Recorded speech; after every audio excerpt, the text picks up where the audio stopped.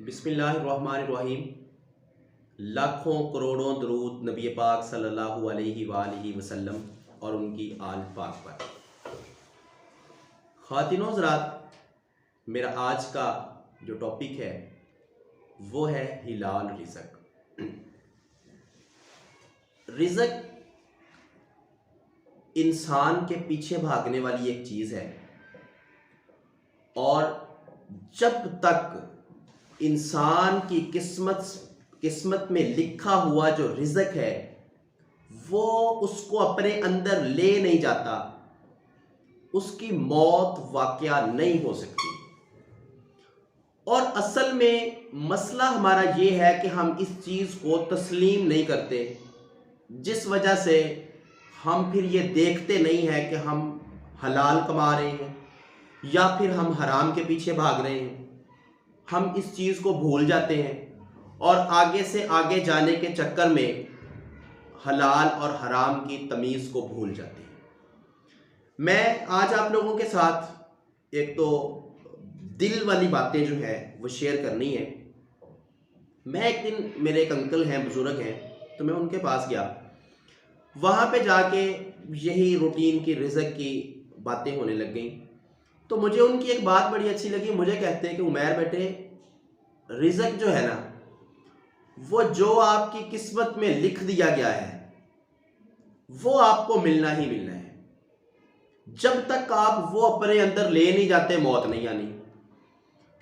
और एक बड़ी अहम चीज़ वो ये है कि आप फ़र्ज़ किया, बिजनेसमैन हैं वो भी, मुझसे कहते कि अगर आप इस तरह का काम करते हैं कि मेरे से आप 100 रुपीज़, 100 रुपया ज़्यादा ले जाते हैं किसी भी मद में, वो आप अपने साथ जब लेके जाते हैं ना, तो सबसे पहली बात ये है कि आप उस 100 रुपए को अकेले इस्तेमाल नहीं कर रहे होते और उस 100 का हिसाब आपने अकेले देना है।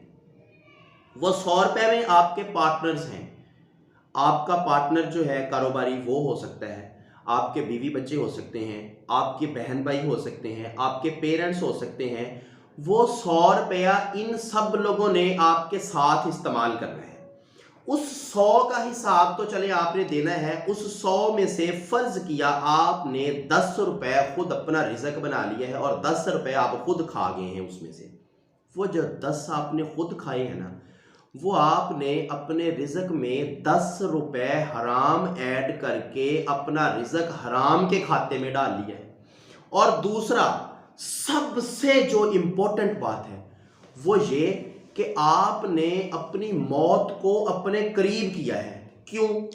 क्योंकि जब तक वो 10 आपके हलाल तरीके से अंदर नहीं जाएंगे, आपकी मौत वाक़या ही नहीं होनी।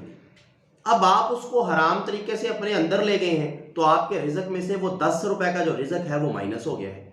हो सकता है वही रिज़्क़ अगर हलाल तरीके से आपके अंदर जाने में 10 साल लग जाए, 20 साल लग जाए, क्योंकि जब आपके मुकद्दर में हलाल होना है तो आपने कमाना है, तो आपने लेके जाना है ना। तो जब हम इस चीज़ पे कायल हो जाते हैं कि जो हमारी किस्मत में है, अब किस्मत भी वैसे तो बनाना पड़ती है, मैं इस चीज़ का कायल नहीं हूं कि आप अंदर जाके बैठ जाए रूम में और आप कहें जो मुकद्दर में होगा वो मिल जाएगा, बनाना पड़ती है। लेकिन आप लोगों से मेरी ये रिक्वेस्ट है कि हलाल तरीके से अपनी किस्मत को बनाएं। आप मेहनत करें, आप स्ट्रगल करें, अपना रिज़्क़ हलाल कमाने की आप कोशिश करें कि हमने हलाल रिज़्क़ कमाना है। मैं एक और बड़ी अच्छी एग्जांपल, और आप लोगों की यकीन करें ये मेरी बात सुनकर आपको लगेगा कि वाकई रब जो है ना, जब हम उस पर यकीन कर लेते हैं तो वो हमें ऐसे ऐसे सोर्सेस से देता है कि हमारी अकल दंग रह जाती है। एक दिन का वाकया है, मैं आप लोगों को पहले ये बात बता दूं, मैं किसी को अगर को पैसे दिए हैं तो मैं दिखावे के लिए नहीं ये बयान कर रहा आपसे बात। मैं आप लोगों को आपका यकीन पुख्ता करने के लिए ये अपने साथ जो मेरे साथ हुआ है वो मैं बता रहा हूं। मेरे पास एक बंदा था, मैंने दिल में मैं सोच रहा था, बैठा था, तो वो काम कर रहे थे।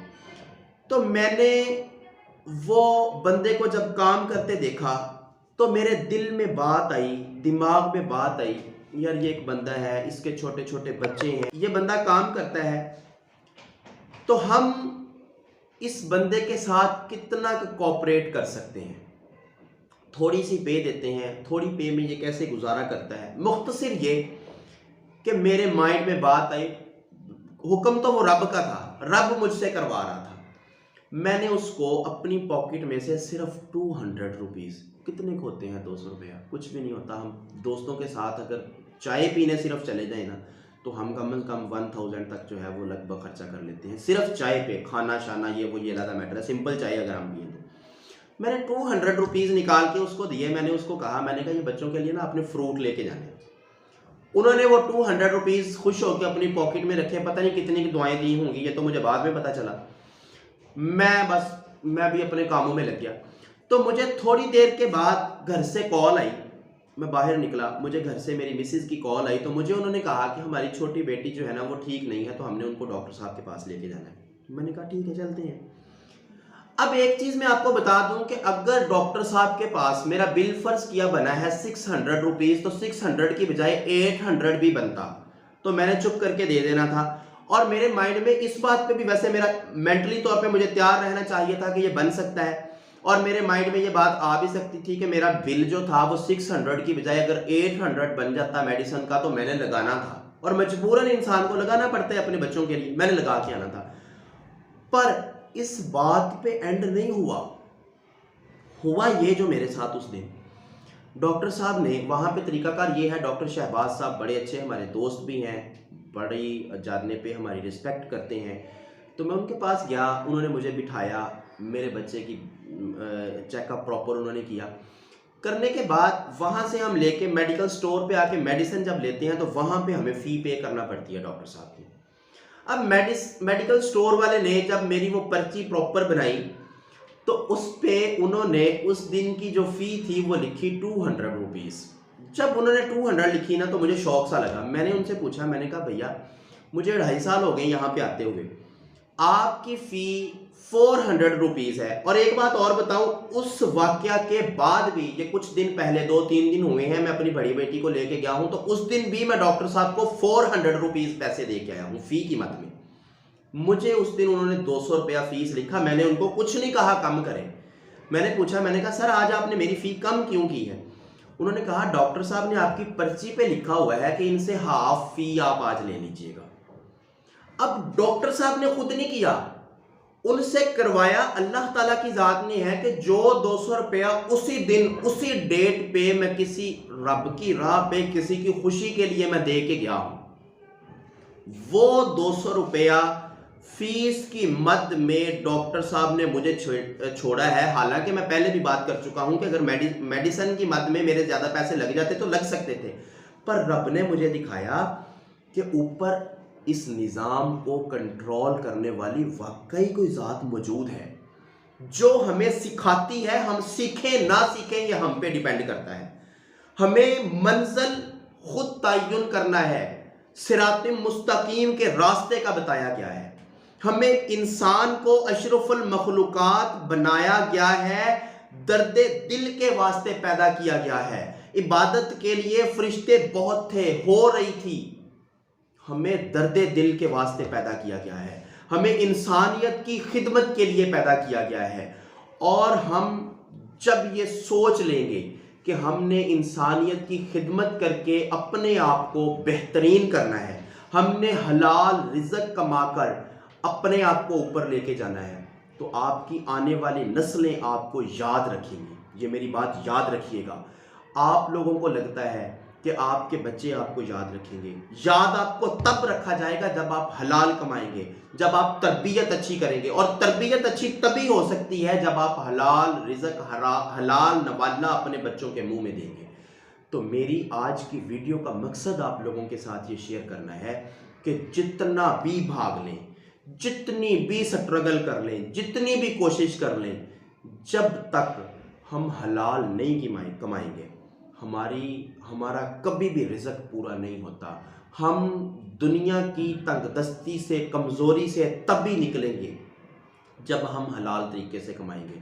मैंने बड़े बड़े हराम कमाने वालों को यहाँ पे रुलते देखा है, मैंने बड़े बड़े हराम कमाने वालों को अरूज से नीचे ज़वाल की तरफ आते देखा है। मैंने बड़े बड़े हराम कमाने वालों को, हक खाने वालों को, यकीन करें ये मेरी खुद की देखी आंखों देखी बात है कि मैंने उनको दुनिया में ही ज़लील व ख्वार होते देखा है। तो आप अपनी ज़िंदगी का मकसद बना लें। हमने हलाल कमाना है, अपने बच्चों को हलाल खिलाना है, अपने लिए हमने अच्छा करके जाना है कि लोग हमें अच्छे अल्फाज में याद करें। ये ना हो कि मरने के बाद वो हमें ये कहें कि ये भी हमारा खा गया, ये भी हमारा खा गया, हमारी ये चीज़ कभी नुकसान कर गया। तो भुगतना आपने अकेले है, वो खाना आपकी नस्लों ने है। तो बेहतर ये है कि अपने लिए अच्छा करके जाएं, अपना अच्छा नाम पैदा करके जाएं, बच्चों को हलाल खिला के जाएं, ताकि आपके बच्चे आपके मरने के बाद भी आपके नाम को ज़िंदा रख सकें। मुझे उम्मीद है आपको मेरी ये वीडियो पसंद आई होगी। अगर आपको मेरी ये वीडियो पसंद आई है तो चैनल को सब्सक्राइब ज़रूर करें, वीडियो को लाइक भी करें, शेयर भी करें।